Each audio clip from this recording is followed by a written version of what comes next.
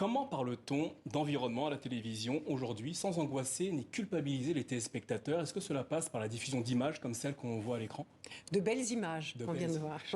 Oui, alors effectivement, ça passe par la diffusion de ces très belles images. Vous savez, un peu cette émission, elle est née dans le sillage d'une interview qu'on avait réalisée, qu'Antoine Janton avait réalisée de Thomas Pesquet, l'astronaute dans l'International, qui parlait de la Terre qu'il vit de l'espace et qui disait que elle était absolument sublime et qu'il se rendait compte de là-haut, de sa fragilité. Il a d'ailleurs documenté le réchauffement climatique avec des photos qu'il réalisait.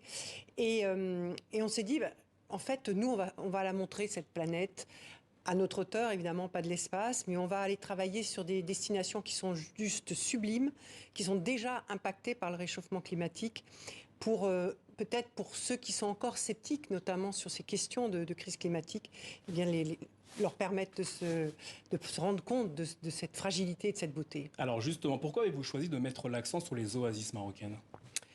Alors, comme la Terre est une oasis dans l'espace spatial inhospitalier, les oasis du Maroc sont ceux qui nous permettent aujourd'hui d'éviter que le désert gagne. C'est un bouclier contre le désert et c'est aussi un pays qui connaît un stress hydrique incroyable, c'est-à-dire il ne pleut plus, il y a des sécheresses très très très fortes et très rapprochées qui mettent en péril évidemment ces oasis.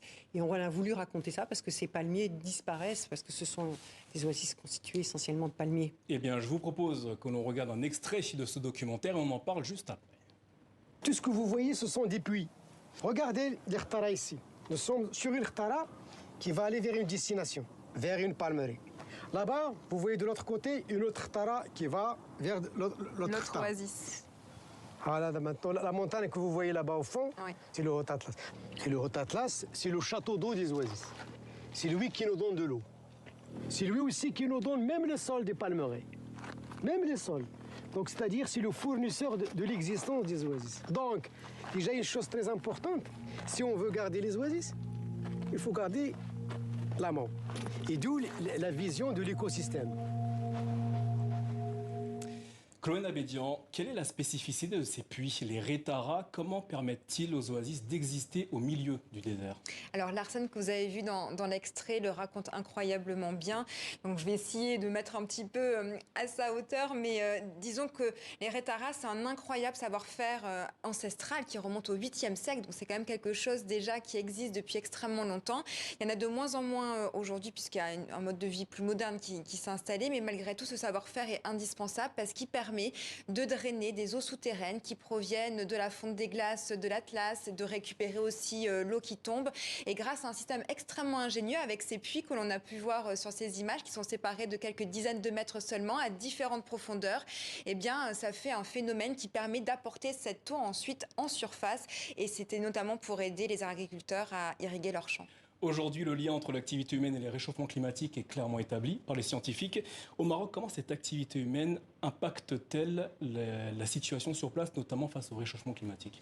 Le problème principal dans cette région, c'était de développer ce qu'on appelle le Maroc vert aujourd'hui dans une zone qui était quand même extrêmement désertique. Donc ces palmiers, ces cultures de palmiers sont extrêmement gourmandes en eau. Il faut 150 litres d'eau par jour par palmier. Donc lorsque vous en cultivez énormément, on peut se douter à quel point la ressource en eau est primordiale. Et aujourd'hui, je pense qu'il y a vraiment un déplacement et même une nouvelle façon de concevoir l'agriculture qui est importante avec d'autres peut-être arbres qui pourraient demander beaucoup moins d'eau. Alors dans ce documentaire, on aperçoit des hommes, des femmes, des jeunes et des moins jeunes qui tentent de préserver cet espace et d'affronter le bouleversement climatique. Exemple avec Mohamed, un agriculteur qui pratique l'agroécologie. Regardez. De ce que je vois là dans ton potager, tu cultives tout ensemble. Il y a des carottes, des oignons avec des navets, là il y a de l'amande, du piment. Pourquoi est-ce que tu mélanges tous ces légumes pour qu'ils poussent ensemble, hein? Je récolte les premiers légumes frais afin de laisser la place aux autres légumes. C'est bon pour les composants de la terre, donc ça ne gaspille ni l'eau ni la terre.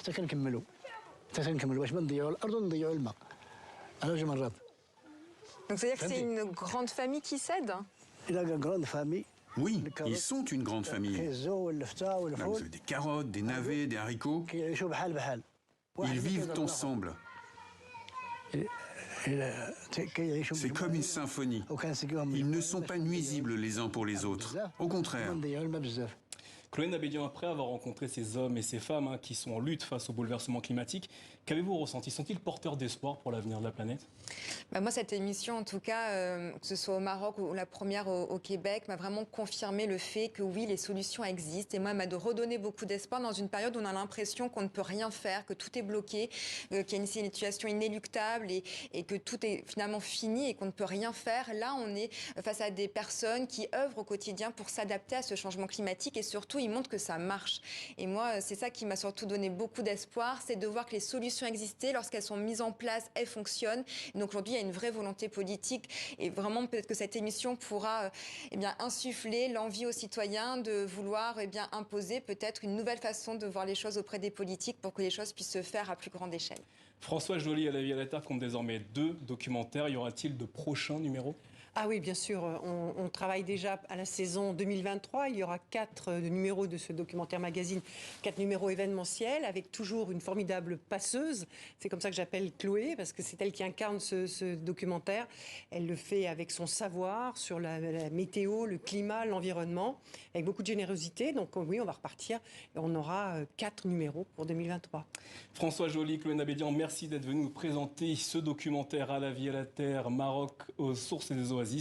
Il sera diffusé vendredi 16 décembre à 21h, heure de Rabat au Maroc, mercredi 14 à 21h, heure de Dakar au Sénégal, sur les antennes de TV5 Monde. Merci à tous. Merci.